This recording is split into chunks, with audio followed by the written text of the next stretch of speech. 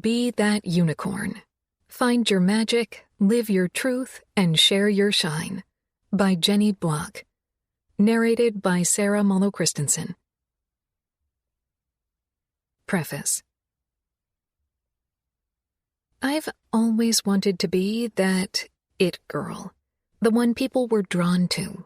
The one who could garner the attention of everyone at a dinner party. The one who was so captivating that no matter where she was or who she was talking to, everyone around her just glowed. The it girl has some sort of magic force about her, and just being around her allowed you to become enveloped in it. I used to think you became an it girl through clothes or beauty or money. Maybe it was her travel or her experiences or her access to the world. The messaging from that world is confusing. Be rich, be young, be beautiful. Then everyone will love you and you'll have the world at your feet. But some of the most banal people I have ever met get top marks in all three of those categories. So it sent me out on a journey, pondering, if that wasn't what made the girl, or the guy, what was it? It wasn't until I truly listened to the words my father had been saying to me since I was a little girl that I realized what the magic quotient of the it girl truly was. Authenticity. She feels so comfortable in her skin that she can't help but let it spring out from her like so many sparkly strands that surround and delight everyone around her. Because she feels good about herself, she makes others feel the same way. There's no one easier to adore than someone who reflects back to you the image of yourself that you long to see. The smart, funny, clever, enchanting, kind, calm, inviting version of yourself that knows just what to do and how to do it in every situation. That girl, or guy, is that unicorn. I used to get angry when my dad would tell me to be myself. That plan had gotten me rejected in the most grandiose of ways, including when I went to Camp Louise the summer between 8th and 9th grades. Everyone else had grown up and arrived at camp with luggage packed with Bloomie's underwear and magazine pages to hang in their lockers of the latest hunky movie stars. I showed up with my monkey puppet. "Hi, I'm Jenny, and this is my monkey, Henry." It was social suicide at first sight. But what I didn't know back then was that those girls were even more insecure than I was. It was that very desperation that pushed them to follow the crowd in every sense, to dress the same and talk the same and drool over the very same heartthrobs. I was too naive to know any better. I was just being, well, me. That summer was the beginning of me deciding that the whole be yourself thing was for the birds. All it got you was a seat at the dork table in the cafeteria and a lot of lonely Saturday nights. But years of following the crowd did me no good either. Not in the long run, anyway. Why? Because I wasn't being me. I was faking it. And not in the fake it till you make it kind of way. Just in the plain old fake it 'cause you don't know what the heck else to do kind of way. That's never good. When I was faking it, I felt fake. When I was my actual self, I felt so much better. Slowly, it became clear to me. Being yourself might not always be the easiest, but it is always the best. So, when I got to college, I decided it was the perfect time to retest my dad's "be yourself and they will come" theory.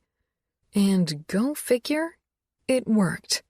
People liked to be around me because I knew who I was, and I was happy and comfortable in my own skin.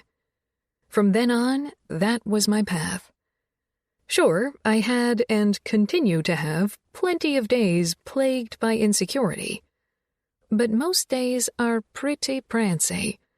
I became that unicorn by not trying to be any girl other than me. That unicorn is the best you. That unicorn is a glittery, rainbow-maned metaphor for one's joyful self, the kind of person we are all drawn to. That unicorn is you. My mom had always said that people are drawn to me because I make everyone feel good about themselves. Throughout my life, people have echoed that sentiment. It's the thing I love about myself the most. I'm the big sister, the BFF, the mom, the cheerleader, the coach. The little unicorn that could, who everyone deserves. The truth is, we are all unicorns, seeking to be heard and to be a part of the herd. It's really that simple. Remember that, and things that never made sense before will suddenly click. Trust me. People tell me that I make them want to be themselves. They see how there is nothing wrong with honoring all of the different parts that make up who you are and doing your best to smile along the way as you do. People do often ask me, "Do you always smile?" Not always, I tell them, but most of the time. Because even if I'm not experiencing joy right at that moment, I still want everyone around me to experience it. The thing is, in every situation, we have the opportunity to prance or to plop. To prance is to keep on keeping on, hopefully with a smile on your face. To plop is when you just say, okay, to what you're given or told. It's resignation. I do my very best to just keep prancing. Sure, I could choose the path of least resistance. I could remain seated, stay quiet, let any old obstacle stop me in my tracks. Or I could choose to just keep at it. Perhaps with a grimace at first, but eventually with a smile. You don't even have to be anyone special to make this work. This is an act as if kind of proposition. You act as if you are just pleased as punch to leap another hurdle, and somehow you find you are pleased as punch. If not about all the hurdle leaping, then at least the success you achieved because of it. I like to think of myself as a little unicorn dusting herself off and straightening her horn, always thinking of a new route when the one she's on isn't working. I'm someone who just keeps prancing despite who I am, where I am, or how others see me. That unicorn doesn't let anyone else define her. That unicorn creates her own path and does it with love and kindness and respect. And that unicorn leaves a little sparkle wherever she goes so that others have a chance to follow. At its core, being that unicorn is about being yourself and feeling really, really good about that, and making others feel really, really good about themselves, too. It's all about contradictions and not following the crowd or doing the expected. That unicorn knows that to lead a unicorn life, you have to find your magic, live your truth, and always share your shine.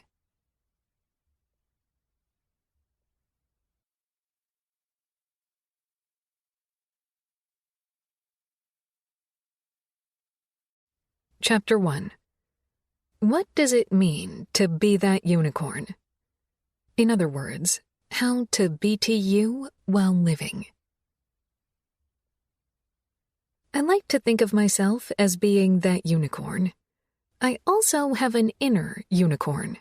His name is Herbert, Herbie for short. That was my papa's name.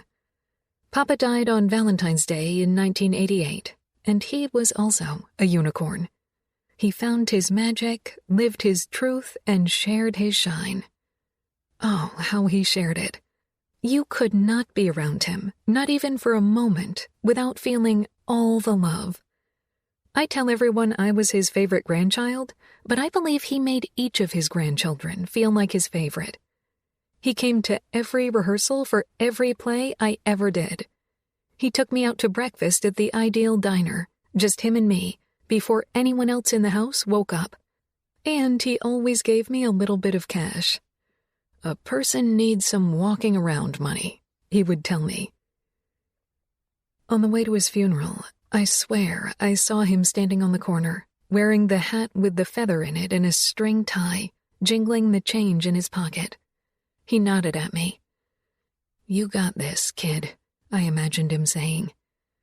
I hear him say that in my head every time I need a little push. Papa was sad sometimes.